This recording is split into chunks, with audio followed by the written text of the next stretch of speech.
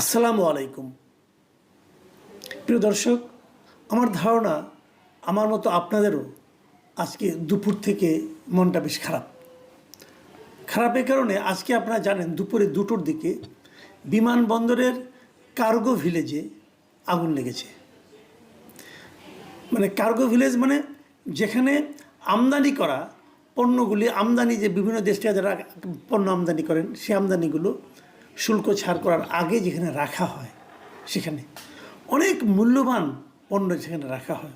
এটা তো আপনি বুঝতেই পারেন যে বিমানে বিদেশ থেকে পণ্য কে আনে। সাধারণত পণ্য সামগ্রী আনা হয় জাহাজে করে। বিমানে তখনই আনা হয় যখন সেটা মূল্যবান, অতি মূল্যবান হয়, সেন্সিটিভ হয় এবং খুব জরুরি প্রয়োজনে আনা হয়, যে তাড়াতাড়ি রপ্তানি করতে হবে, কিছু একটা পণ্য আনা দরকার। মানে খুবই গুরুত্বপূর্ণ এবং মূল্যবান পণ্য সামগ্রী সেখানে থাকে। সেখানে আগুন ধরে গেছে এবং আগুন ধরে প্রায় সব কিছুই পুড়ে গেছে। আমি যখন এই কন্টেন্ট করছি, যখন এই ভিডিও করছি, তখনও আগুন সম্পূর্ণ নেভেনি। আমি এই জন্য একটু দেরিও করলাম, কিন্তু আগুন তখনও সম্পূর্ণ নেভেনি। তার মানে এটা শেষ। এবং এই আগুনটা এতই তীব্র ছিল, প্রায় কয়েক ঘন্টা, প্রায় 7-8 ঘন্টা আগুনটা জ্বলেছে, কিন্তু এখনও কখন নিভবে জানি না। যখন আগুনটা জ্বলছিল তীব্রভাবে, আমরা তো টেলিভিশনে ছবি দেখেছি, ভীতিকর একটা পরিবেশ। এটা করতে গিয়ে প্রায় 17-18 জন আগুন নিভাতে গিয়ে আনসারের সদস্যরা আহত পর্যন্ত হয়েছেন। আন্তর্জাতিক বিমান টিমান যেগুলো এসেছিলো তারা কেউ এখানে ল্যান্ড করতে পারেনি।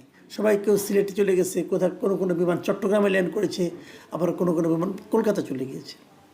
মানে এরকম একটা ভয়ঙ্কর অবস্থা এর আগে কখনো এরকম হয়েছে কিনা আমার জানা নাই, আমি শুনি নাই আর কি। আমার মনে পড়ে না যে এইভাবে এত জিনিসপত্র ক্ষতি হয়েছে। কেন এই আগুনটা ধরলো? এটা হয়তো 2 দিন পরে একটা তদন্ত কমিটি হবে। সেই তদন্ত কমিটিতে আপনি একটা ফল জানতে পারবেন, বলা হবে শর্ট সার্কিটে, কী বলা হবে আমি জানি না, কিছু একটা বলা হয়তো হবে, হয়ে একটা ঠিকঠাক হয়ে গেল। কিন্তু আপনারা কি খেয়াল করেছেন যে আগুন কেন ধরছে? এই কথাটা বললাম যে আগুন, বলবেন হ্যাঁ আগুন তো ভাই ধরতেই পারে। হ্যাঁ ধরতে পারে। তো 5 দিনের মধ্যে 3টা আগুন ধরলো, কিন্তু এটা খেয়াল করেছেন? 14 তারিখে আপনাদের মনে আসছে নিশ্চয়ই, প্রথম মিরপুরের শিববাড়ি এলাকায় একটা পোশাক কারখানায় আগুন ধরলো এবং তার পাশে একটা রাসায়নিক গুদাম ছিল, সেখানে আগুন ধরলো। 16 জন মারা গিয়েছে। খুব বেশি দিন আগে নয়, কিন্তু জাস্ট 14 অক্টোবর, আজকে থেকে 4 দিন আগে ঘটনা। আমরা সবাই ভুলে গেছি। আমাদের না চিন্তা চেতনা, আমাদের অনুভূতি সব বোধহয় ভোতা হয়ে গেছে। আমরা কী নিয়ে যেন ব্যস্ত আছি, খুব ব্যস্ত। আমরা চায়ের টেবিলে রাজনীতি নিয়ে আলোচনা করি। 14টা প্রাণ, তরতাজা প্রাণ। এদের 14টা মানুষের জন্য কিন্তু 14টা ইতিহাস আছে, 14টা স্টোরি আছে। এর মধ্যে আমি দেখলাম যে একটা দম্পতি, নবদম্পতি 1 মাস আর 2 মাস আগে বিয়ে হয়েছিল, দুজনেই মারা গেছে। তো এই যে মৃত্যু, দায় কার? আপনি বলবেন যে হ্যাঁ আগুন তো ধরতে পারে ভাই, আগুন তো অ্যাক্সিডেন্ট। না, ধরতে পারে না, ধরে। পত্রপত্রিকায় ঘাটেন তো, ঘাটেন কোন দেশে এই ধরনের কারখানায় কয়টা আগুন ধরে? কোন দেশে কার্গো ভিলেজে আগুন ধরে? দেখান, খুঁজেন, বের করেন। 5 দিনের মাথায় 3টা আগুন। 14, ঠিক একদিন গ্যাপ দিয়ে 16, তারপরে একদিন গ্যাপ দিয়ে 18। 14 তারিখে আগুন ধরলো শিববাড়িতে, মিরপুরে পোশাক কারখানায়। 27 ঘন্টা লেগেছে সে আগুন নিভাতে, 27 ঘন্টা। কেমন আগুন ভাবুন আপনার। তার ঠিক একদিন পরে, মানে 14 পরে 15 তারিখে বাদ দিয়ে 16 তারিখে চট্টগ্রাম ইপিজেটে আরেকটা আগুন ধরলো। এই ইপিজেটের আগুন, ওটা তো অনেকটা বেশ সংরক্ষিত সুরক্ষিত এলাকা। সেখানেও একটা তৈলে company, Adams তৈলে, cab, জিহং, surgical gown town এগুলি বানায় তারা আর কি। সেখানে একটা 7তলা ভবন, সেই 7তলা ভবনে আগুনে প্রায় মোটামুটি সবই শেষ। এখানে কেউ মারা যায়নি, কিন্তু বিশাল একটা ক্ষতি হয়ে গেছে, সব পড়ে গেছে। তারপরে 17 তারিখে গ্যাপ দিয়ে 18 তারিখে আবার আরও বড় ক্ষতির পরিমাণ। এটা হলো কার্গো ভিলেজে আগুন। 2টার দিকে লেগেছে।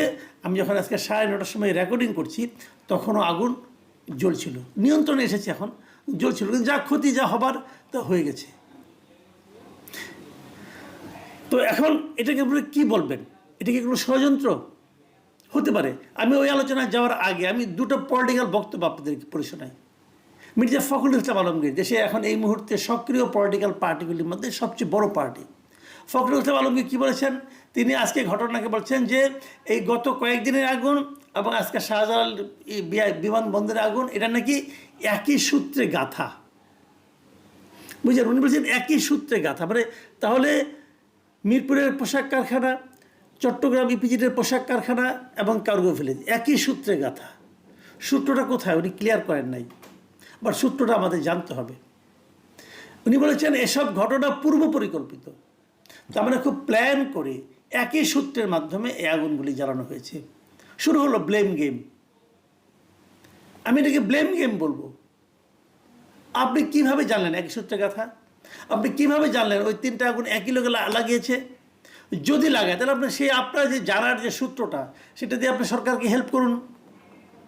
আমার কথা পরিষ্কার, হেল্প করুন, সরকার বের করুক এই সূত্রটা কে, কারা এটা এই আগুনগুলি জ্বালাচ্ছে। যেহেতু আপনি অভিযোগ করেছেন যে একই সূত্রে গাথা, অতএব আপনার কাছ থেকে আমি প্রাথমিক ইনফরমেশনটা চাই যে কি দেখে কোন কারণে আপনার কাছে মনে হলো 3টা আগুন একই সূত্রে গাথা। হতে পারে কিন্তু আমি ওনার কথা উড়িয়ে দিচ্ছি না, কিন্তু উনি সেটা গভর্নমেন্টকে হেল্প করুক, আমরা জানতে চাই সূত্রটা কি। আবার আরেকজন লোক মিস্টার সার্জিস আলম, উনি উল্টাপাল্টা কথা বলার জন্য এরই মধ্যে বেশ খ্যাতি অর্জন করেছেন, নাগরিক পার্টির উত্তরাঞ্চলের উনি মুখ্য সংগঠক। তিনি বলেছেন যে এগুলো স্বৈরাচারের দোসরদের কাজ, তারা দেশকে অস্থিতিশীল করার জন্য এই কাজগুলি করতেছে। আচ্ছা, আমরা এটা পড়ি। উনি কী লিখেছেন, উনি একটা ফেসবুকে পোস্ট দিয়েছেন আর কি। সেই পোস্টে উনি লিখেছেন যে স্বৈরাচারের দোসরদের খুঁজে বের করে উপযুক্ত শাস্তির আওতায় আনতে না পারা অন্তর্বর্তী সরকারের অন্যতম ব্যর্থতা, বড় ব্যর্থতা, যার ফল বাংলাদেশকে দীর্ঘমেয়াদে ভোগ করতে হবে। বিভিন্ন জায়গায় আগুন লাগাকে বিচ্ছিন্ন ঘটনা হিসেবে দেখি না, এগুলো স্বৈরাচারের দোসরদের দেশকে অস্থিতিশীল করার চক্রান্তের অংশ। তথাকথিত তদন্ত কমিটির নাটক বাদ দিয়ে এর পেছনের প্রকৃত কারণ খুঁজে বের করা হোক। প্রকৃত কারণ তো আপনি খুঁজেই বের করছেন রে ভাই, আপনি তো বলেই দিচ্ছেন এটা স্বৈরাচারের দোসরদের দেশকে অস্থিতিশীল করার চক্রান্তের অংশ। আর খোঁজাখুঁজির কী আছে? আপনি তো সবচেয়ে বড় সোর্স এখানে। দেখুন, এই ধরনের ঘটনা আমরা আগে দেখতাম আওয়ামী লীগ আমলে, পুরো আওয়ামী লীগ আমলে এগুলি দেখে এসেছি। কোথাও একটা আগুন লাগতো, তারা একটা শব্দই বের করেছিল, আগুন সন্ত্রাস, এবং সেগুলি কে করতো? সব করতে হলো বিএনপির লোক আর জামাতের লোক। দেখতে দেখতে শুনতে শুনতে ভাই কান চোখ পচে গেছে আমাদের। সমস্যাটা কি হয়, যখন সরকার থেকে বলা হয় অথবা সরকারের গুরুত্বপূর্ণ ব্যক্তিরা বলে দেন, একটা ব্লেম দিয়ে দেন একটা লোকের উপর যে এটা ওরা করেছে, তখন কিন্তু প্রকৃত অপরাধী অন্য কেউ কিনা এটা কিন্তু আর কেউ খুঁজে দেখে না। তখন পুলিশেরও দায়িত্ব হয় ওই যে স্টেটমেন্টটা যে ওরা করেছে, তাদেরকে ওই কথা অনুযায়ী তাদেরকে এই ষড়যন্ত্রের মধ্যে ঢোকানোটা একমাত্র তাদের লক্ষ্য হয়ে দাঁড়ায়। এখন কি হবে? তাই হবে যে ওরা করেছে। আমি একবার বলেছিলাম, আপনাদের মনে আছে যে সেই যে অক্টোবরের ঘটনা, পুলিশকে মাথা দিয়ে ইট দিয়ে মারা হয়েছিল, স্বরাষ্ট্রমন্ত্রীরা দেখে সঙ্গে সঙ্গে বলল এটা ছাত্রদলের লোক করেছিল। আমি তখনই প্রশ্ন করেছিলাম যে আপনি যে বললেন ছাত্রদলের লোক, আপনি কী করে জানলেন এটা ছাত্রদলের লোক করছে? তার গায়ে গিয়ে ছাত্রদল লেখা ছিল, তার চেহারা আপনি দেখেছেন, আপনি কী করে বললেন? আর আপনি যখন ছাত্রদল বলে দিলেন, তখন পুলিশের দায়িত্ব কি হলো? যে ছাত্রদলের কোনো একজনকে ধরে আনা। তো এটা তো আপনি বলতে পারেন না, আপনি খোঁজেন। এটা বলার মাধ্যমে কী হয় জানেন? প্রকৃত অপরাধীকে আড়াল করার চেষ্টা করা হয়। ঠিক একই কাজ এখন হচ্ছে। এগুলোর মধ্যে অপরাধী আছে, আমি মনে করি থাকতে পারে অপরাধী, কেউ লাগাতে পারে, আবার অ্যাক্সিডেন্টও হতে পারে। তো আমার মনে হয় যে একই সময় পরপর 3টা হয়, মানে এটা এমনও হতে পারে হয়তো কেউ আগুন দিয়ে লাগায়নি, কিন্তু ওখানে এমন একটা সিস্টেম করে তোলা হয়েছে, এমন একটা আপনার মানে নজরদারিত্বের অভাব ছিল যে সহজে আগুন ধরতে পারতো। হয়তো সেখানে প্রকৃতপক্ষে রক্ষণাবেক্ষণের কোনো ঘাটতি ছিল, যাদের কারণে তৈরি হয়েছে তাদেরকেও আসামি করতে পারেন। তারা কেন এত সেন্সিটিভ জায়গায় তারা কেন গুরুত্ব দিয়ে দেখলো না? দেখুন, আবার এমনও তো হতে পারে দেশের মানে আপনার শিল্পাঞ্চলে এক ধরনের অস্থিরতা কায়েম করে, এক ধরনের আপনার এরকম তাণ্ডব তৈরি করার মাধ্যমে এই দেশের ব্যবসা বাণিজ্যকে ক্ষতিগ্রস্ত করা, সেটাও তো হতে পারে।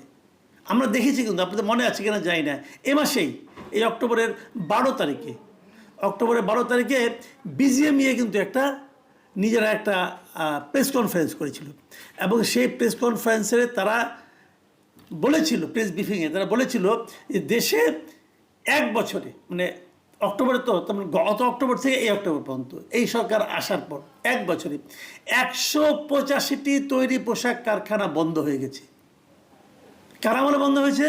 এই ডক্টর ইউনূসের নেতৃত্বাধীন অন্তর্বর্তী সরকারের আমলে।